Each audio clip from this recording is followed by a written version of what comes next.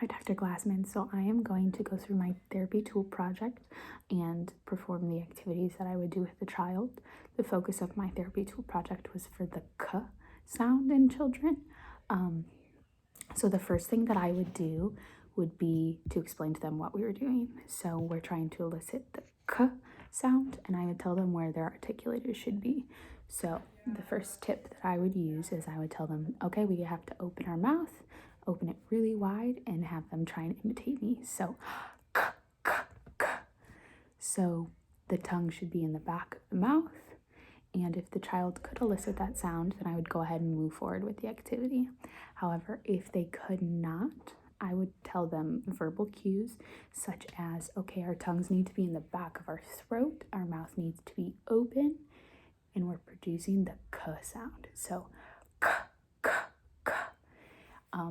I would have them try and imitate what I'm doing. So I have my fingers on the back of my throat as a visual cue that that's where your tongue should be, and we would try to elicit the sound. If that did not work, for example, if the child was producing the t sound instead of k, there might be fronting occurring. So what I would do is I would aid the child with keeping their tongue in the back of their throat. Obviously, I would not put my finger in their mouth, but we could use a sucker. And basically what we would do is we would hold their tongue back.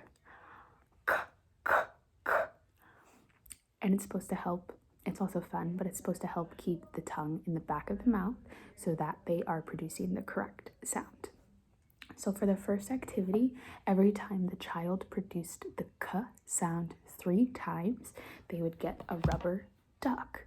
I picked the duck because duck, there's a k in it, so the hope would be that they can produce the word of what they're getting. But we would go through that until they got 3 rubber ducks. They're all different design ducks, and then that activity would be over. Each rubber duck represents that they properly said the k sound 3 times. So the hope would be that they could say it with accuracy 9 times for this activity. Once that is completed, we would go ahead and move on to a phonological activity. So phonological, as in they can see the word in a sound, see the sound in a word, and properly produce the correct sound. Obviously, we would get through the articulation portion first and then move on to the phonological portion. So for this activity, the first thing that I would do is present the child with, I have Play-Doh, 4 balls of Play-Doh with 4 words on a card. So for example, this says cat. So if the child can correctly say the word cat with the k, they would be able to smash the Play-Doh, and then they would get their rainbow sticker. I know children like stuff that they can touch, so Play-Doh is something that they can work with, and stickers as rewarding. So we had cat, so cat. They properly produced the k. We would go ahead and move on to the next word. Our main focus is just on the k sound. So if there was issues with these, we'd come back to it a different day because our main goal is k. So after that, we would move on to the next word, which is sock. So they properly produced the word sock. They'd go ahead and get their ball of Play-Doh and they'd smash it. And then they'd get their sticker. And it would keep going like that. So our next word, for example, is sucker. So k is in the middle, so sucker. Properly produced it. They get their ball of Play-Doh, smash it, and then go ahead and they get their rainbow sticker. So I would do this in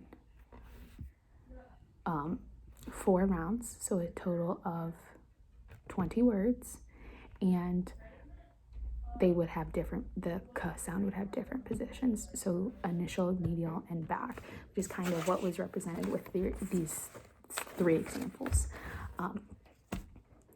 Once that activity is done, there's a harder version, which we could, instead of doing 3 individual words, we would go ahead and we would try and string them together to create a simple sentence. So say we have cat and sock. The child would need to create a sentence with these 2 words. So it could be, the cat had socks. As long as the child produced the correct K sounds in both words, they would go ahead and they would be able to smash their Play-Doh and they would get their stickers. A easier version that could be done with a child if they're a little distracted or if it's harder for them to elicit the correct K sound is to have them focus on one card at a time. So just focusing on cat to try and properly say that K sound.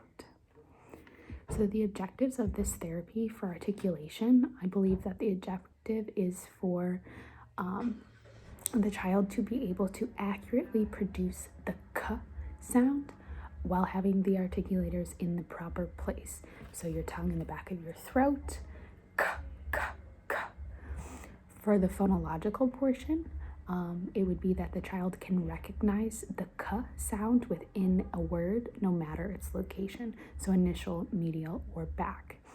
The hope would be that the child no longer has fronting, which could be, if, for example, they were saying T instead of K, so, excuse me, tat instead of cat. Yes, so within, on I believe the 4th page of the therapy tool project, I have a section that says different ways to help produce the K sound.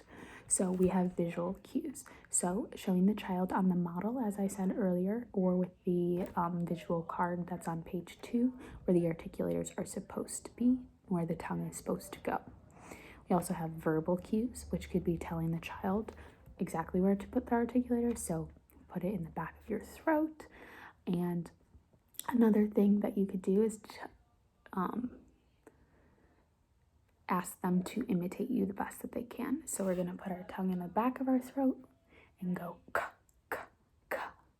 A physical or a tactile cue that we could use is having the child place their tongue at the front of their mouth on the roof, touching the back of their teeth, and then have them slide it back to that soft, squishy part known as the soft palate. And then they would be able to go K, K, K. If that did not work, you could always use the sucker activity. Go ahead and we're gonna K, K, K. Keep their tongue back in the back of their throat. Another articulation activity that I have is if the child is producing T instead of K. That means there's fronting occurring. Their tongue is staying in the front of their mouth rather than going to the back. So something that we could do is take a piece of candy. This is a Reese's cup, but it's an egg. Place it in between the teeth and the tongue.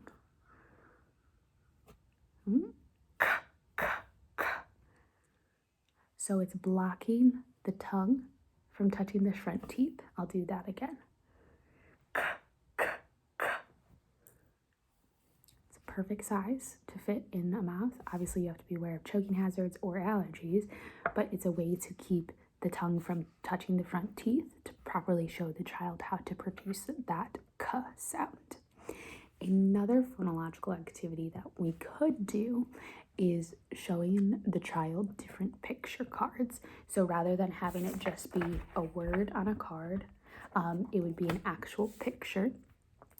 And then if the child correctly said that word with the proper sound, so K, then they would get a block and they would be able to build a small object, whatever they're choosing, something that they would like to be a part of.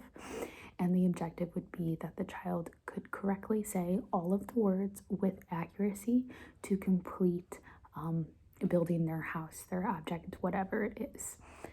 So the main kind of purpose of all of this is that there are a number of different activities, both articulation and phonologically, that an SLP can do in therapy to help elicit the correct K sound from the child.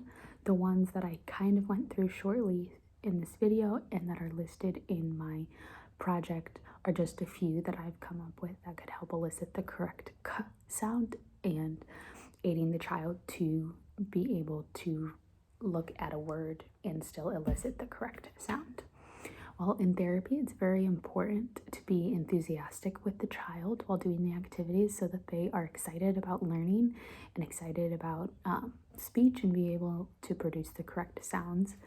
You can always turn any of these activities into a game between you and the child. The child seems uninterested with the original therapeutic approach. The main focus, I believe, is not to force therapy. The child could become frustrated, which will not be beneficial in the long run.